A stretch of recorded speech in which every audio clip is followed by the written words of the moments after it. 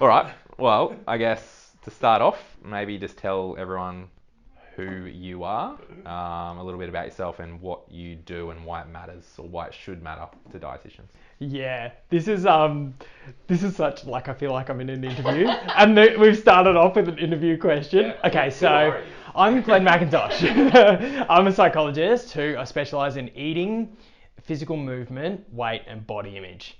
So why is that important to dietitians? Well, think about things that dietitians face every day in the room: motivation, self-talk, the reasons why people sabotage themselves, emotional eating. That's our gig. You guys have to be half psychologists to do this. I just think, like, I like to ask this percentage question. So I'll ask you now. If you think about the goals that your clients come in with in your practice, and anyone who's listening can do this too, think about the goals they want to reach. Think about how much of that as a percentage is psychology. So what piece of that pie, whether they're going to reach those goals, has to do with what's gone on up here? What do you reckon? I don't know what percentage. Like, is it half? I could easily frame that in a way that it would be like nothing compared to 100%.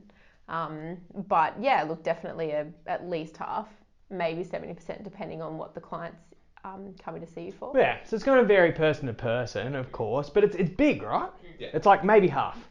And then you think, how much time do people actually spend training their minds? Yep. And it's like very little. That's where kind of enter psychology.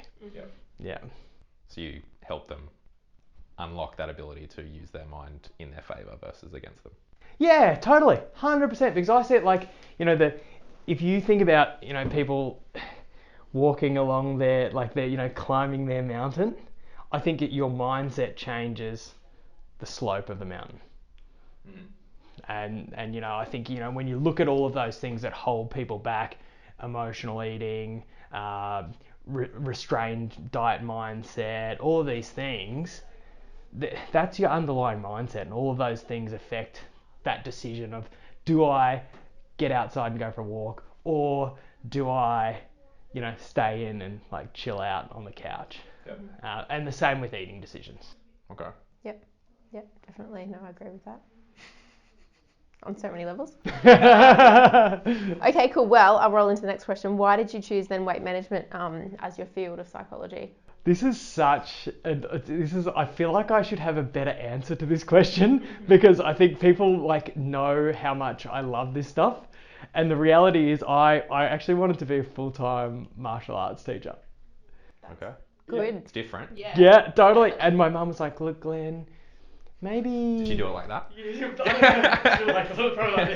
She was like, you're not, you got a brain, so maybe you should do something as a backup. So I did sport psychology, sport and exercise psychology. Back when I did it, back in the day, there was no health psychology degrees. So I'm studying sport and exercise psychology. Realise I'm actually way more into the exercise side of things than sport. So just the average everyday person and their relationship with movement, and from there I had a great mentor who was into the psychology of eating, and it just kind of went from there. But I think for me, say as compared to something like sports psychology I think is really fun. Yeah. You get really good outcomes. For me, it wasn't that meaningful.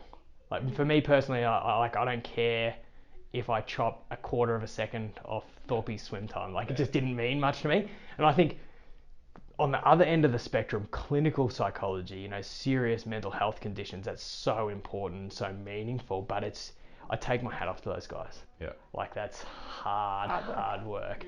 And so for me, the eating, movement, weight management, body image space is somewhere where it's really meaningful to me.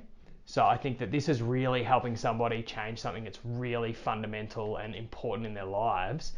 But most of the work is actually fun. So it's somewhere where I can get good outcomes. And most of the sessions with people are actually fun. Sometimes people cry, sometimes it gets a bit heavy, sometimes we go into things that have happened in the past, but mostly we're just having a chat. Yep. And so it's actually good. And I think also I've got a brain that like I like to solve problems. And so, of course, I care for all of my people, but I do also find it just fascinating that this problem is so complex and so multifactorial. And as you know, all of the research is changing, the way we do things is changing, even the landscape of what our clients are coming in with is changing. So I just think it's a lot of fun. Yep. As a psychologist, this is off script, but do you find it easy to shut off your, I guess, psychology brain in terms of when you're interacting with just people that aren't your clients? Or is it just something that's always on? You're like, oh, yeah. Nah, I find it so easy to turn off. Okay. So like, easy. Yeah, like people at a party, like, you know, I imagine, you know, when you say you're a dietitian at a party, everyone like starts talking about like food. And when you're a psychologist, people kind of go. Yeah. But do you think it helps you? So you said that you find it fun and enjoyable, and just the way the problem kind of manipulates itself is kind of cool because it's problem solving. Do you think that in itself for you, in terms of psychology, makes it less heavy and less taxing on you as an individual? Because I know I say a lot of dietitians in general, when they are kind of delving into the world of emotional eating with clients, one of the biggest things that they say always is that they take their problems home with the clients.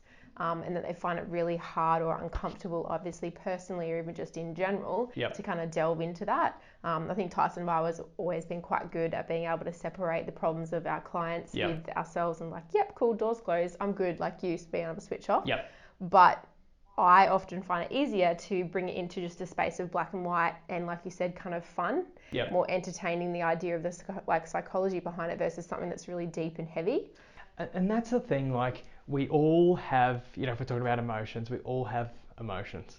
You know, it doesn't, it has to, you have to talk about it in a real way, but it doesn't have to necessarily be heavy.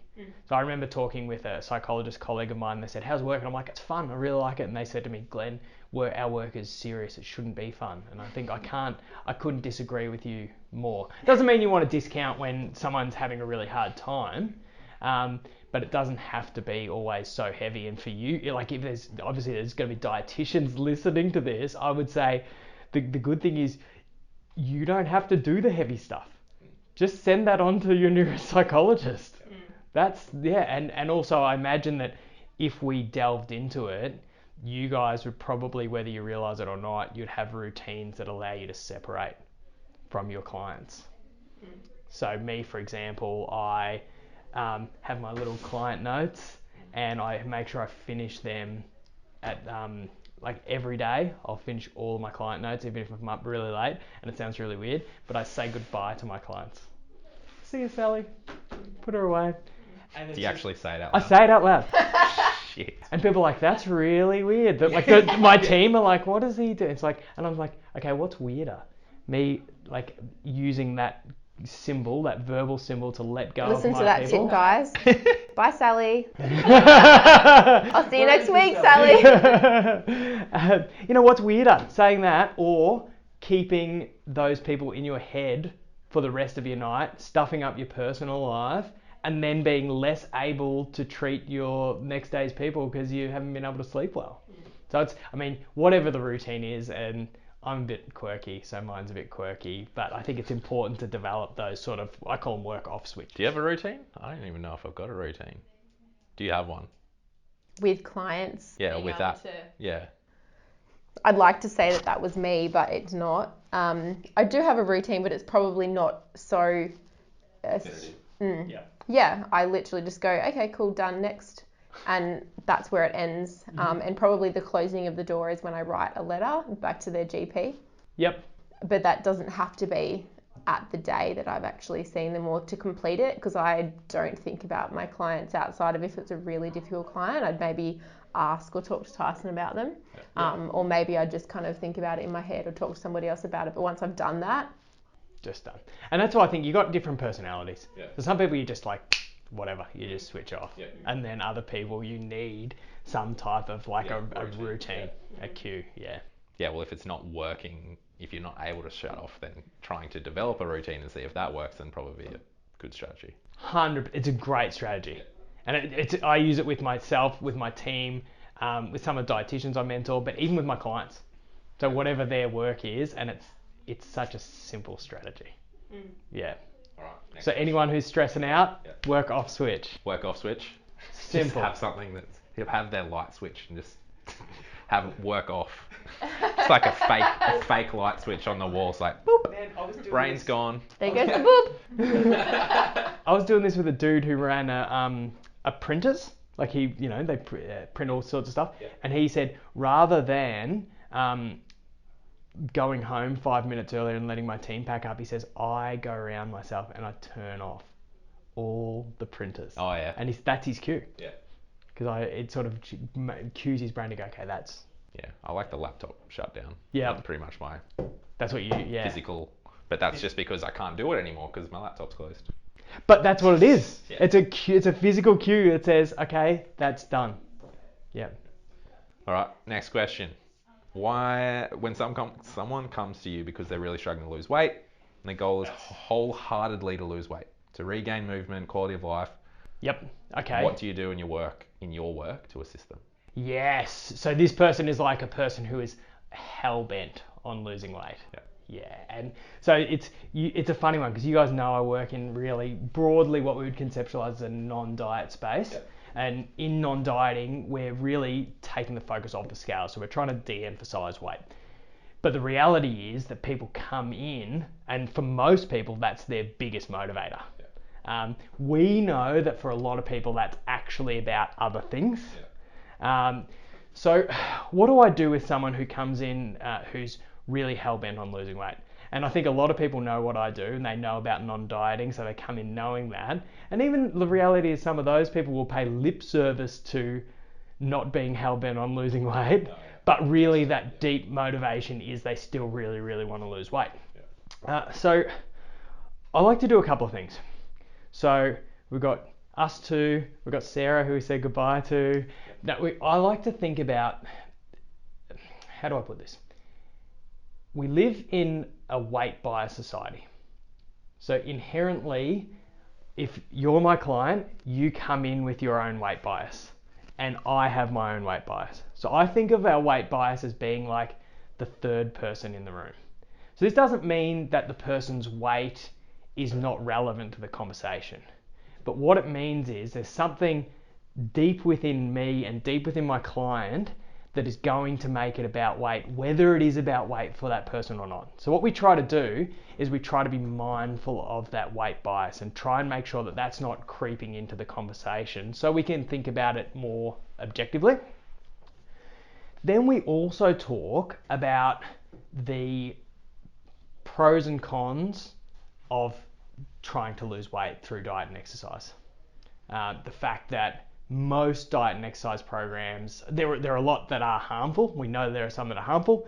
And then the other ones are, in the long term, probably not very effective. So we have to look at that.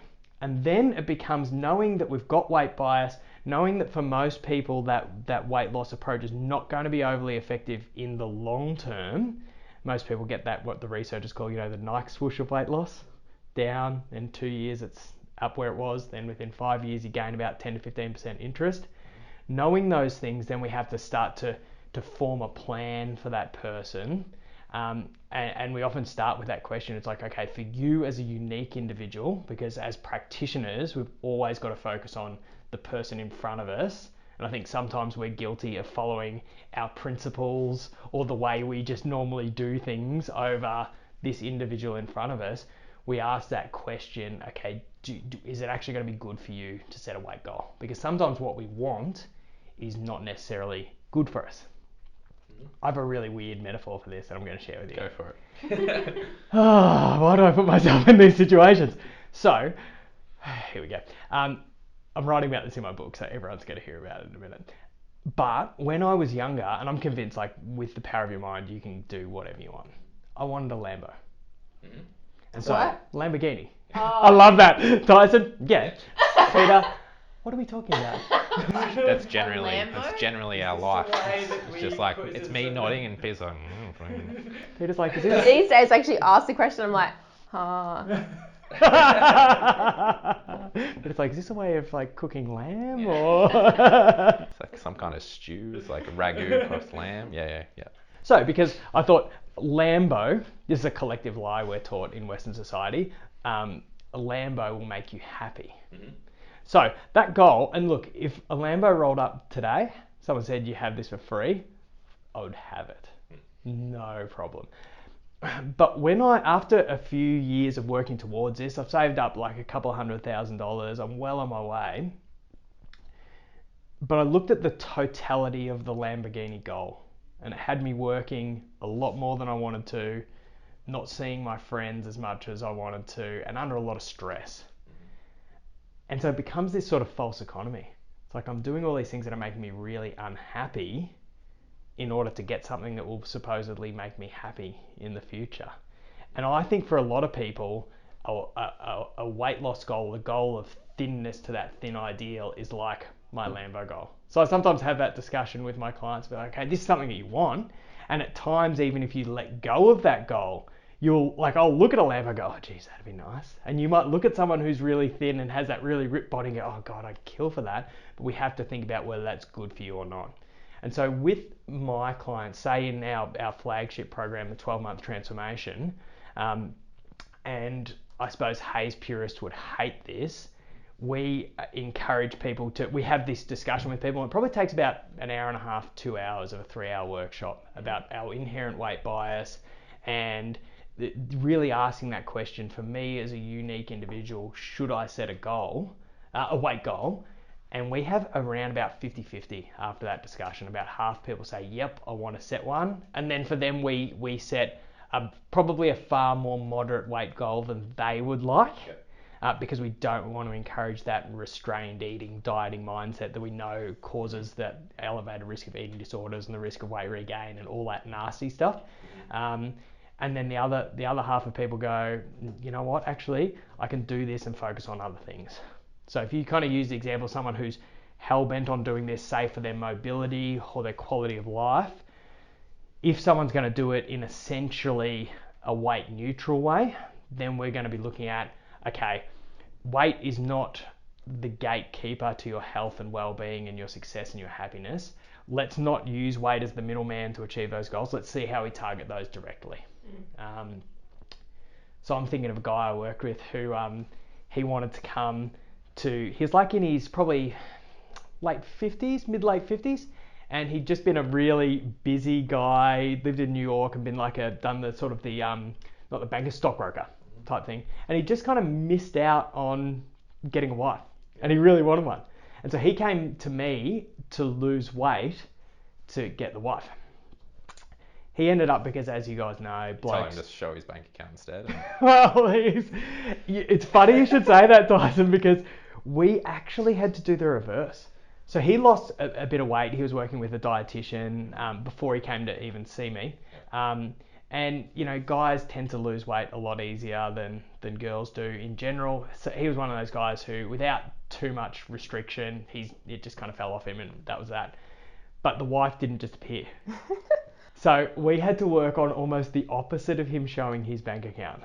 Like he was thinking, well, look, I'm thin. Yep. Now I'm rich. Why haven't I? Yep. You know, why is my dating life going so badly? So for him, he had learned through his weight loss that weight loss was not the whole answer to his happiness. So I don't know whether he needed to lose that weight at all to and actually get. That's what I do with a lot of my clients. They might come in saying they're like, right, okay, I want to be 70 kilos. I'm like, okay, cool. Have you ever been 70 kilos?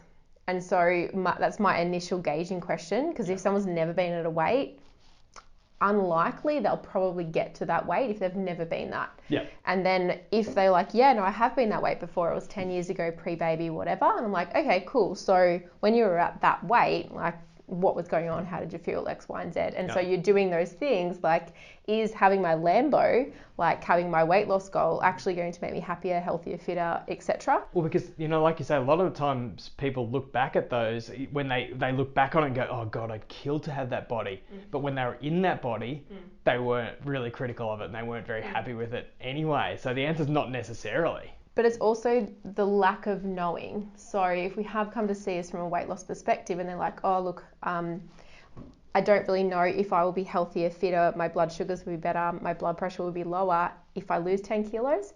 but let's entertain the idea that actually if I try and have a weight loss goal and then we reassess at that weight loss goal whether all those factors at play are actually improved, then that weight loss goal is better. But say if we come in and we're like, oh no, it's not going to actually improve anything, you just need to change the way you feel about yourself at this weight, without actually getting there, testing it and trialing it out, seeing if it was okay and tolerable at that weight, then I would say, well, we're doing it a little bit of injustice by kind of going, it's weight bias, versus let's try it, see how you feel there, and then we assess and move forward. It's a tough one, and I think we can talk in principles, but it really has to become like about what's going on for your unique person.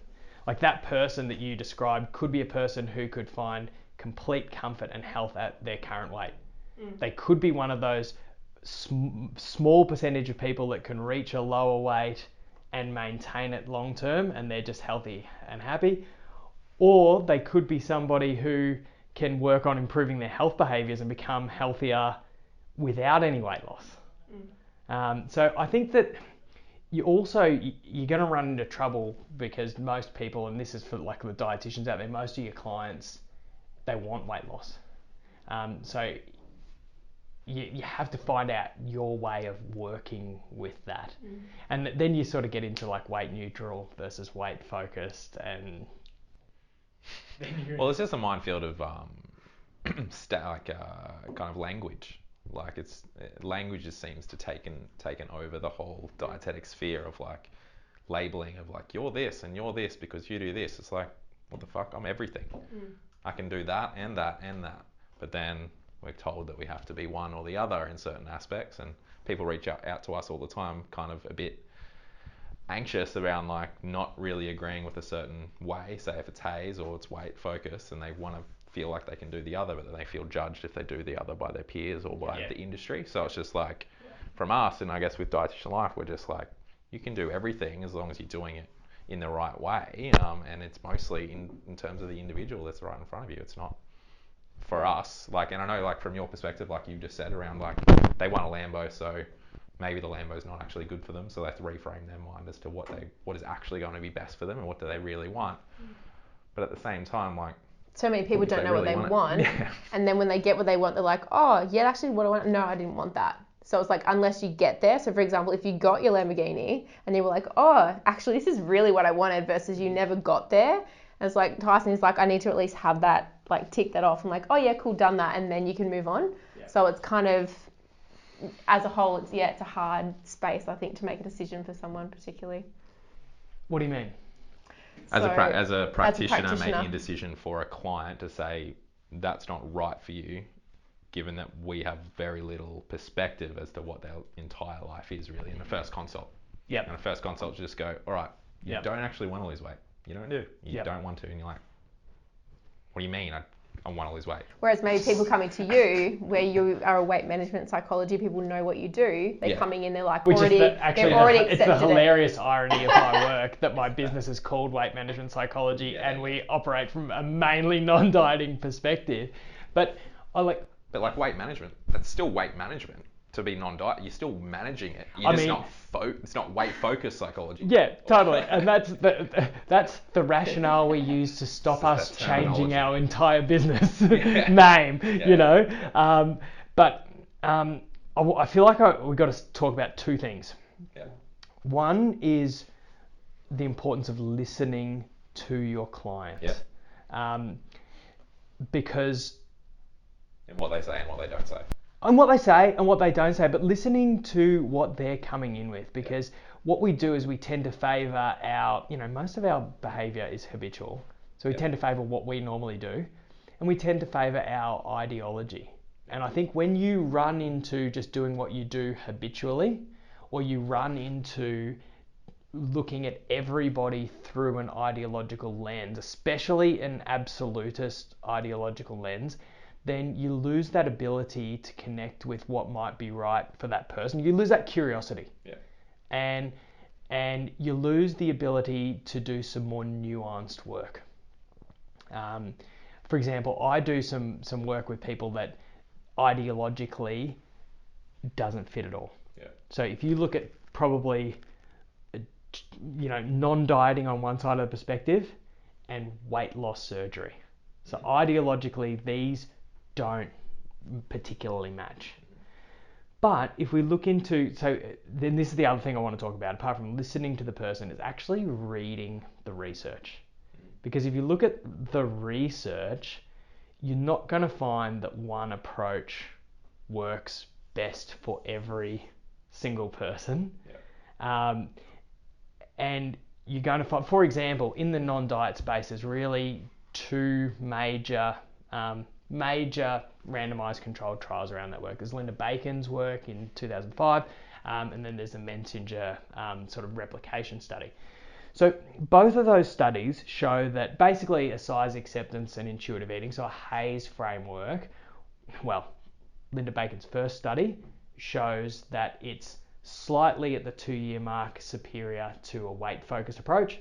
The follow-up replication article, which actually often happens in research, is a little bit less favourable to the Hays approach and a little bit more favourable to the diet approach. There's a lot of comparable kind of results there.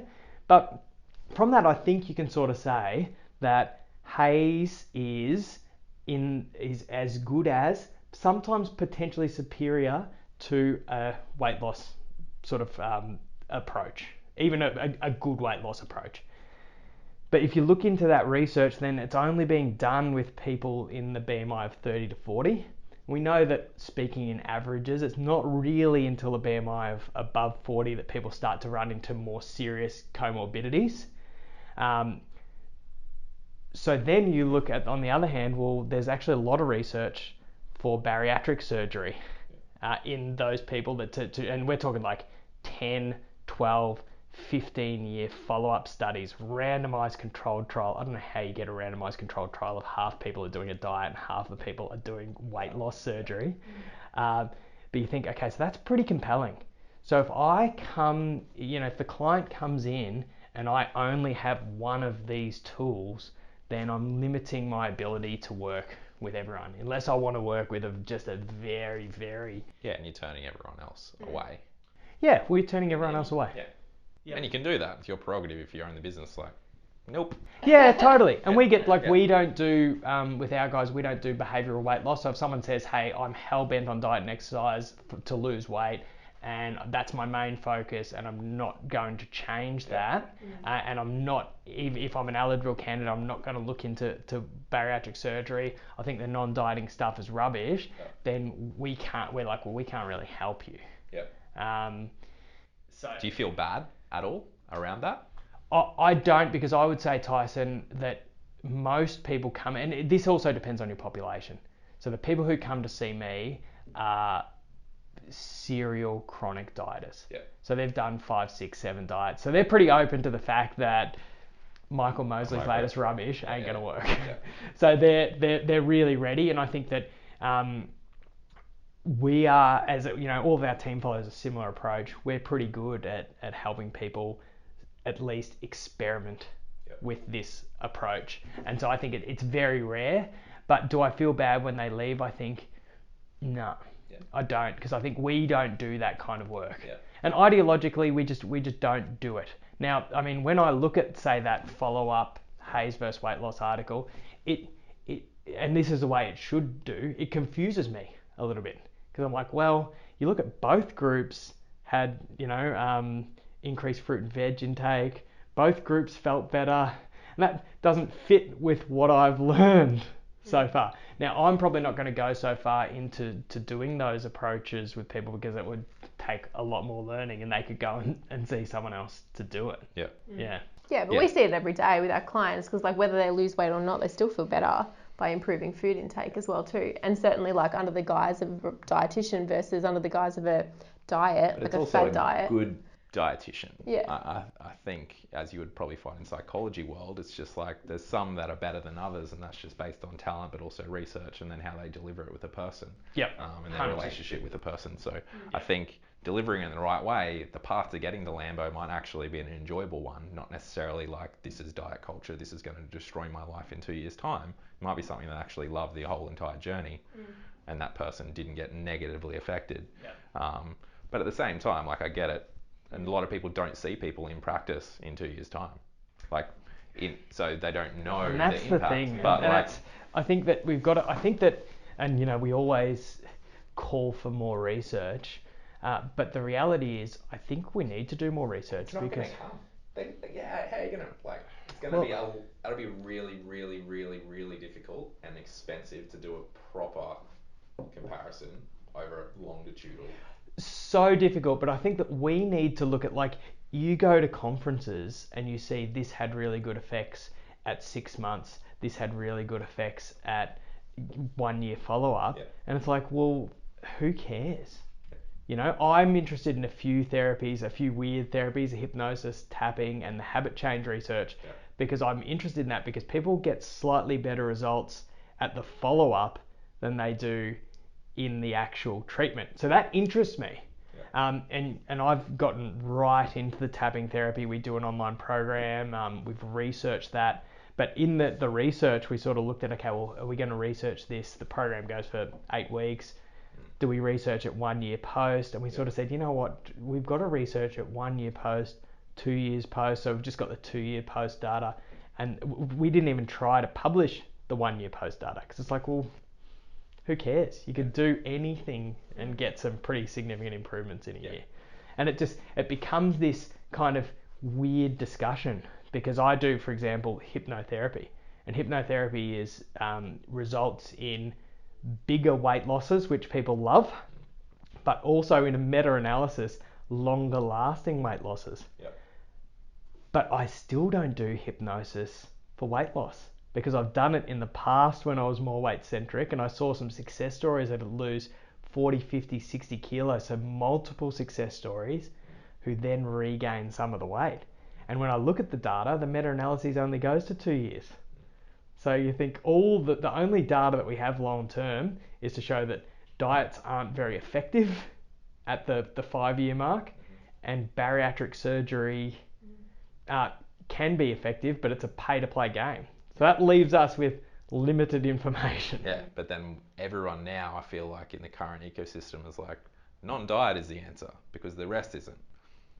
But maybe that's not the answer as well, and it's not been long enough for us to figure it out.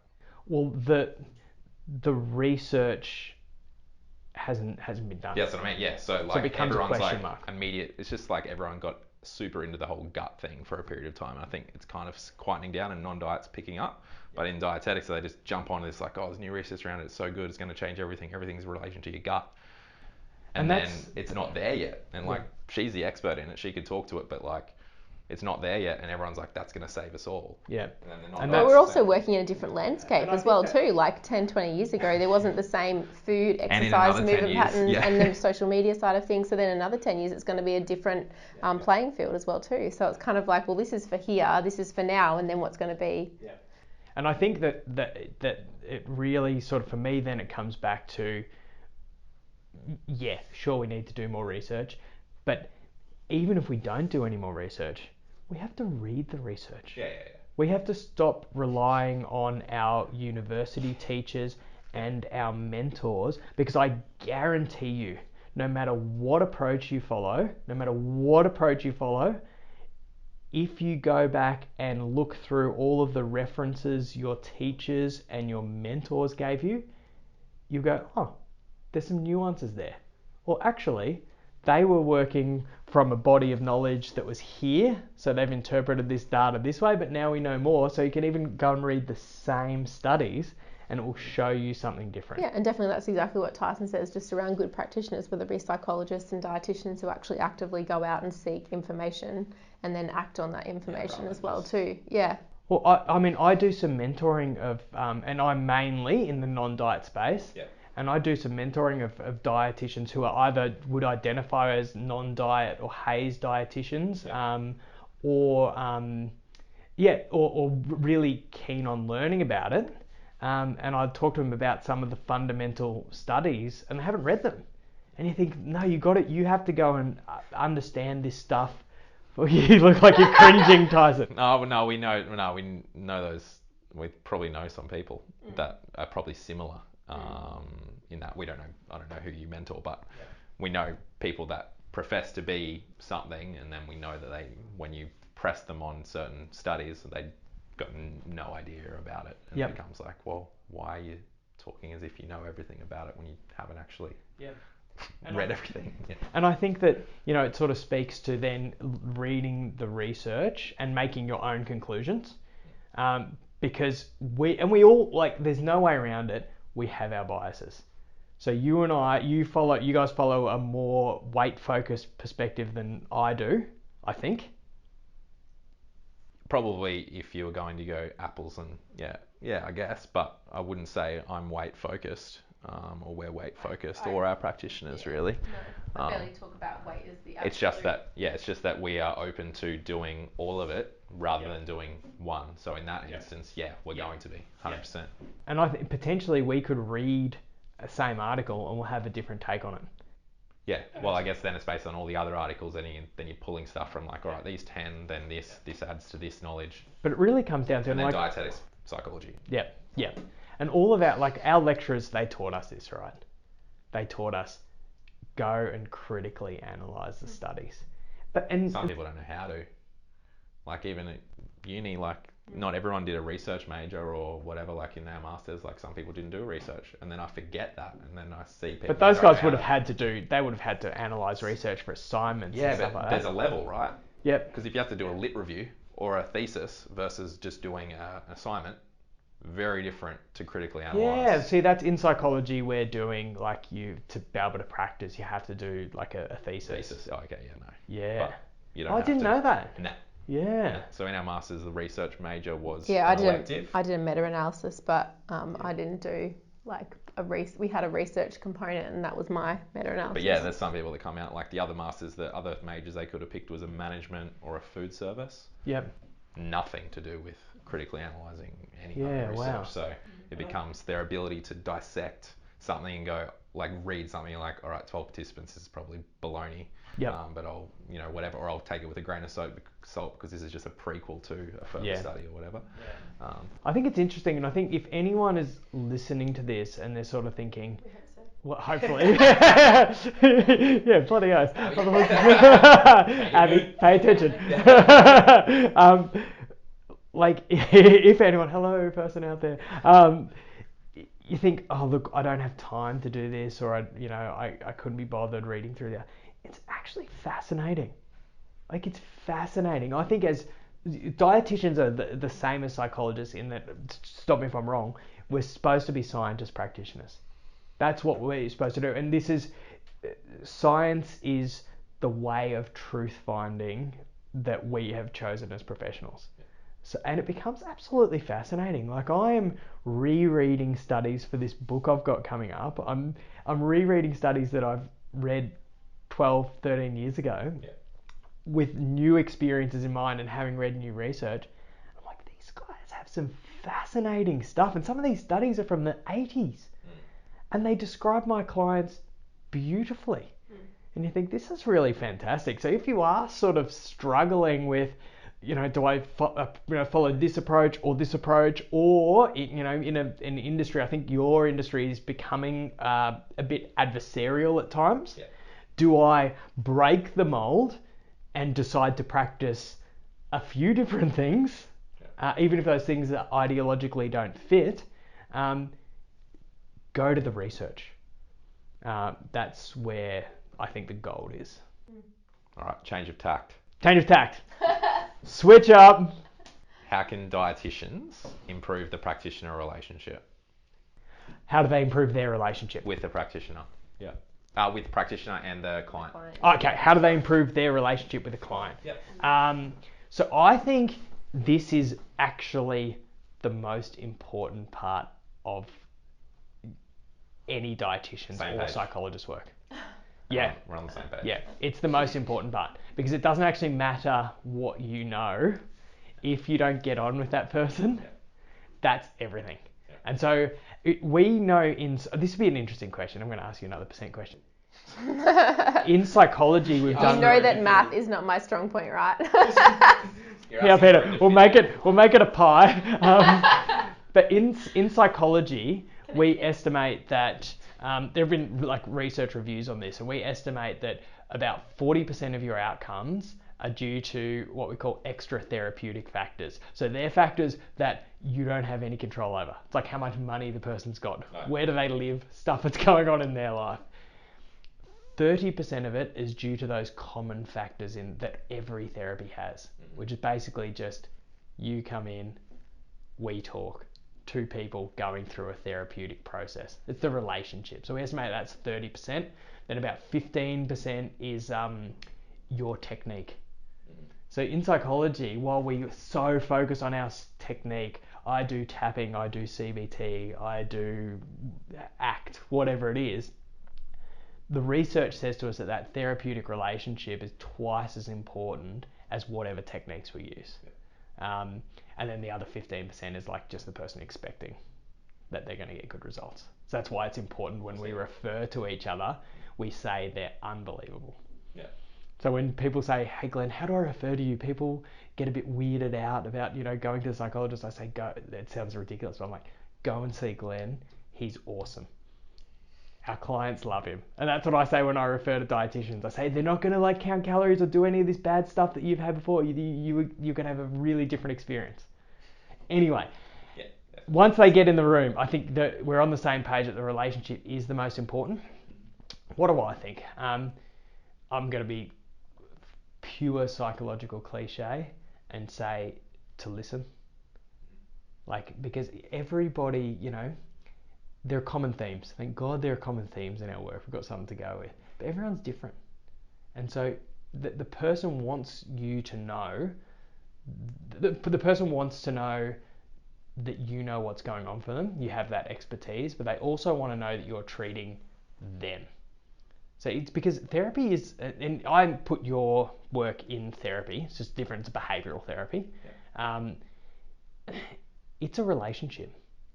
So I think that one of the mistakes a lot of people make is to hide behind the facade of professionalism. When I think that the interaction is, it's personal. It's you've come to me, you've taken the time out of your day to come and work with another person. And so I think that so I think that one of the best things to do is just actually, and this again sounds really corny, but just to be yourself. People don't want the dietitian. They want you with all your dietetic knowledge. So I think I would listen. Listening's so important. I think just be yourself. Obviously you have to be a professional version of yourself. Why? I think you have to be a professional version of yourself because people expect certain things from health professionals. And I think we have to hold ourselves to a standard. So I don't have to hold myself like you see, this is the normalest haircut I've had in 5 years. So we don't have to hold ourselves to a standard where we have... So Tyson would probably put shoes on to see a client. Yeah, I'd put shoes on. Yeah, that's about his professional standard. But at least you've got a standard, right? To a point. Yeah, there's a point. Yeah. And it's adapting to the person that's in the room. If someone's a bit more than I'm going to be before, versus if someone's a truckie, I can go ham with swear. But I think that in ability to be able to kind of turn it on, turn it off, turn it on, turn it off within a consult or within that therapy is really important too. From consult to consult. Yeah, as well. So if you've got someone that you're listening to and all of a sudden then you're doing the education piece, you kind of can bounce out from super animated to, okay, it's serious time, and then we're having a joke, and then it's serious time, and that, that I think is a skill. And a lot of dietitians play a game that then ends up making them exhausted by the end of it because they're not being themselves and they're being too much of that professional. That makes them burn out essentially by the end of the day or the end of the week, months and years. Or they're just so focused because they're not being themselves. It's a drain the entire day. And I think that's probably a natural thing. It takes a few years to find your own professional persona. But it's a recipe for burnout, isn't it? If you're just constantly not being yourself. And so that's what I tell, especially our newer psychologists on our team. You're like, just be yourself because it's easier for the people you're working with, and it's easier for you. It's easier for everyone around. And if that means you don't know the answer, that's cool. And I think that's for me, there's sort of three parts to it. There's the listening, which we've talked about. There's the being yourself. And then there's the part which might even be the most important, which is just caring. Yeah. So I think people want to know that they're not just a dollar sign.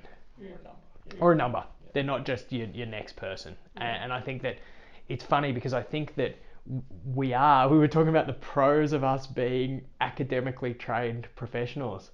But there's definitely a con there as well. You know, we can sit in our academic ivory towers and we can have that professional distance. But I think that the relationship we're in with our clients is one of, and this sounds weird, but I think of it as one of professional. It's a professional kind of love. You're looking at me like I got two heads. Does sound a little bit weird. But yeah.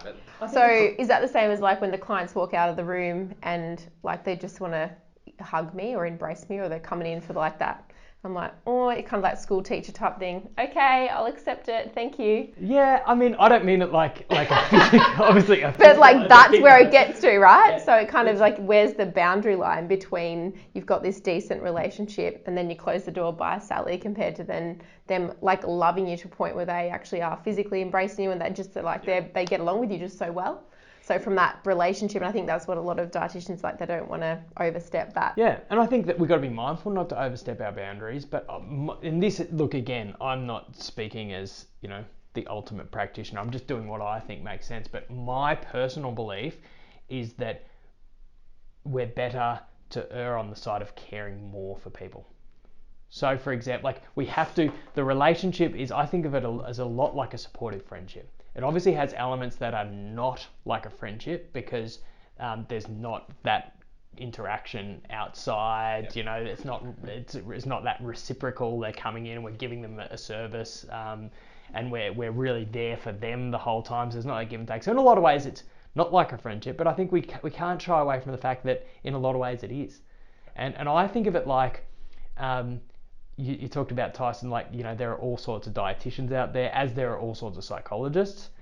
And I kind of think that I don't want to be, and I don't want my team of psychologists to be, and I don't want the dietitians that I refer to be one of those mechanics that says, okay, we're going to charge you $800 for this, and if it doesn't solve the problem, oh well, we'll do something else. It's going to charge you another $800.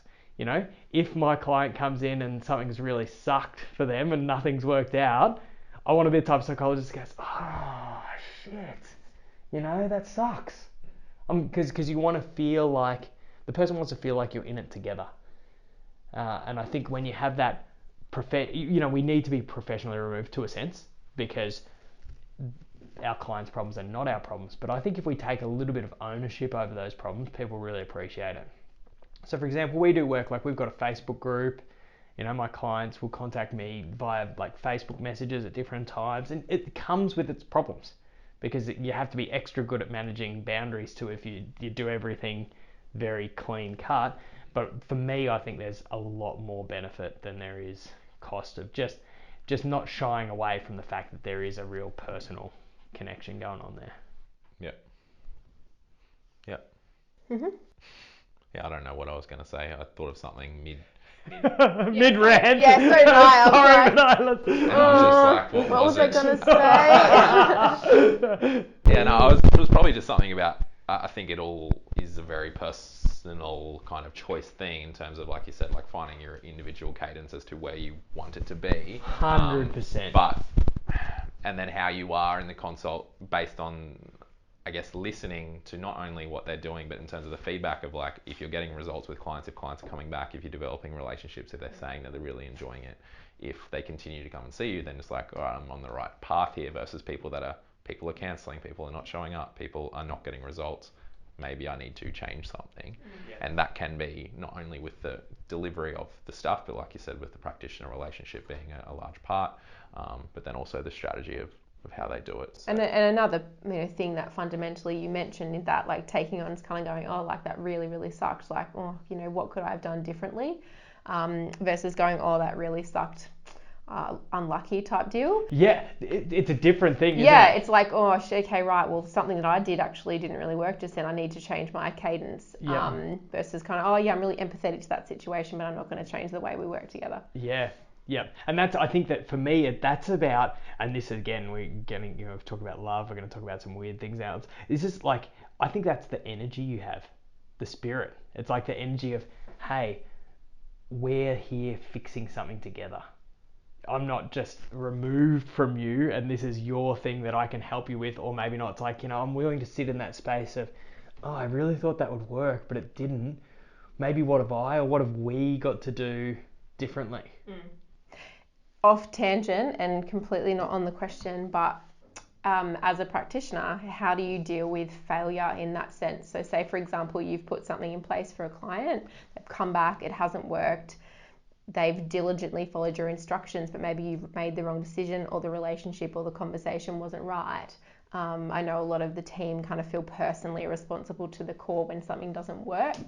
And depending... I think it's also the opposite. They also kind of go, oh, the client just didn't follow what I said. Yeah, like depending on the situation, it would be one or the other. Yeah. So you've got ones that are like, oh, nah, like they're definitely lying to me, compared to, oh my God, what have I done? Type deal. Like, how do you actually manage? No, it's true. It's a true story. How do you actually manage that difference, like in terms of that ability to, I guess, either let go or know what to do with that fear of like failure, whether it be that the dietitian or the client's not kind of doing that. Like, how do you manage that conversation? So what's the question? Now I'm... Sorry, this is my tendency, as Tyson would say. This is Tyson's going, he's got a knowing look here. So she goes on rants and then doesn't actually say the question. No, there was a question in there. I just think that we... My question, because you added in the extra part, because I think that's important. It's my fault. Yeah. Sorry. Yeah, my question is, how would you counsel a practitioner or a dietitian around actually making the wrong decision? So coming in, the client's actually done what you've said them to do, but it actually just hasn't worked for them. Yep. So the dietitian would then be freaking out, like, what the hell do I do now? So do you have any suggestions or tips on how they could potentially change that or deal with that themselves? Yeah. Done. Well, I think there's a couple of elements to that. So one element is that when clients come in and they haven't done the homework, they often feel bad about themselves. Like, the start of your session becomes like confession. I didn't do this. And what do we say to them?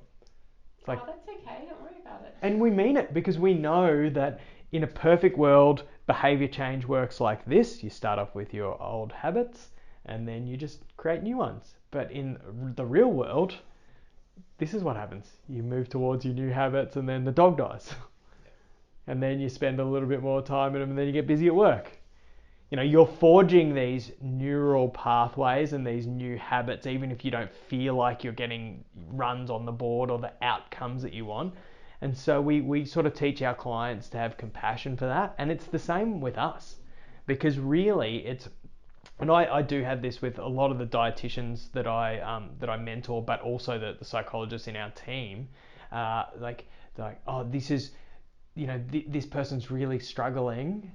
Glenn, this would never happen for you. And you're like, yeah, of course it does, because you're working with people. So I hope that kind of answers your question. It's like, hey, the client needn't beat themselves up, but neither would we, because changing habits, it's a big deal. It's hard. Mark Twain's one of my favorite quotes. He said, old habits are not to be thrown out the window. They're just to be gently coaxed down the stairs and shown the door. And that's the process. It's this ongoing grind of, and exploration and trial and error. So if something didn't work, well, who cares? Do you have anything that you want to ask us, or anything else that you think dietitians should know? Anything else I think we've had actually a really good discussion. So what? Yeah. It's like people just search through for the ingots that are right for you. What else do I think that dietitians need to be aware of? I don't actually think there's anything. I think we've covered some important things about looking into the research.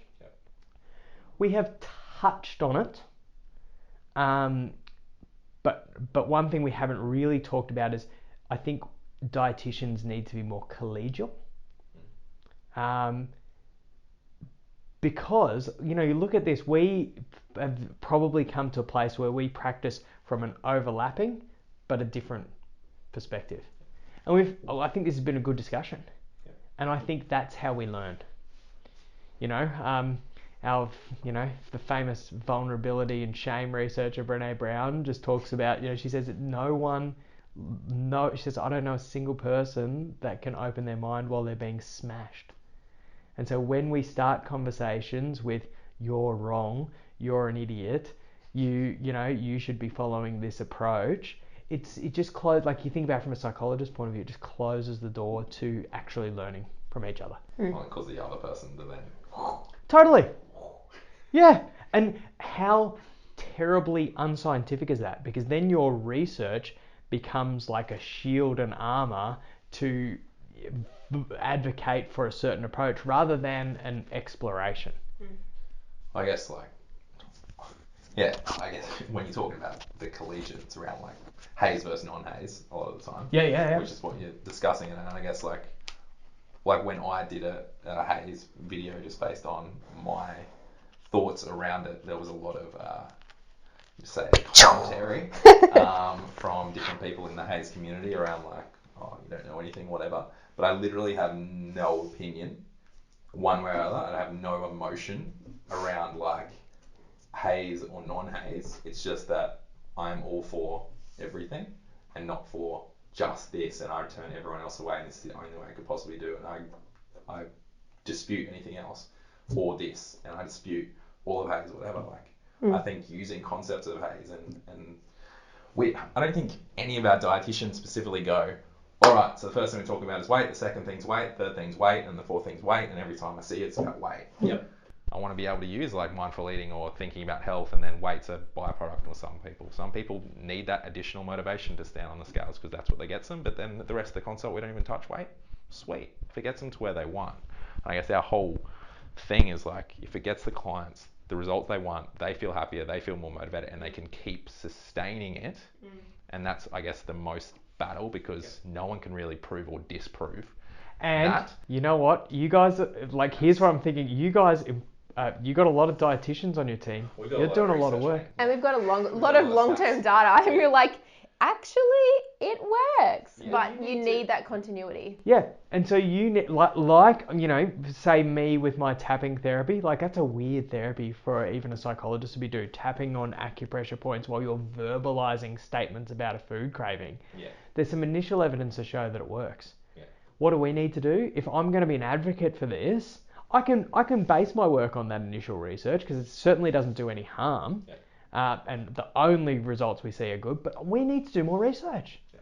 And so I think you guys need to do the same. But I think that question of how much do we focus on weight, it's as an example of a question, even if we don't have the answer, we can come to the answer better when we have better discussions. Yeah, and I think it is, like we always say, is just remove your own personal bias and be open to the conversation. The same as Tyson's like, nah, I don't care either way. I can do both. I'll dance in the middle. Like, I don't have a bias about it. I have a bias about you choosing a side and forcing people down a line that they may not want to go, whether it's this way or this way. And that's what we always say to our teams is like, don't put your bias in the situation. Be open to the discussion. And even like our interview questions in particular, like one that I have, like it shows bias like so easily, and then we go and they're like, oh no, I would never do that. It's just like, okay, so the people that do that are, so it's just like one of those things that we try and pick the people that aren't, or less biased, let's say, in terms of different stuff, but I'm not going to share it because I don't want to. You have to share that privately. But yeah, it's just, You just snag them into saying the wrong thing. Well, yeah, like it just happens. They dig their own hole, or they like answer really confidently, like in a way that's really well thought out. And because Tyson like loves psychology, it's the most favorite part of his role, being able to like, puppet type people, but like in an inquisitive type of way, because he enjoys people. And he likes getting to know people and the way people tick. It's just like... Great. I'm the puppet. Yeah, I'm the puppet I master love now. this. I feel like this has turned into relationship therapy. Fantastic. Yeah, but no, in general it's like it's always been that. It's being able to work out the people, because once you work out the people, then you can help them. So, and that's what, we both like to do. Yeah, I guess, with Dietitian Life, it's all about building up dietitians so then they can better help other people, and that's what we focus on in our business. Is like we always say, is like, as long as the practitioner's happy and the client's happy, then we're happy, but the practitioner comes first. So like we try and find ways to put them in positions that they're going to be successful, and making sure we got people that would be successful in our environment and in our team. So I don't know, I'm trying to do it on scale with this Dietitian Life. Yes, I know it. Yeah, not like this. Like this, guys. Yeah. No, like How do you guys every feel? situation I've got to try and like dump one on Tyson, just because that's my role. So, like, put him in situations where he's like, oh. This is this is an Australian definition of mateship. You just gotta have a dig. Yeah. Like Pretty standard.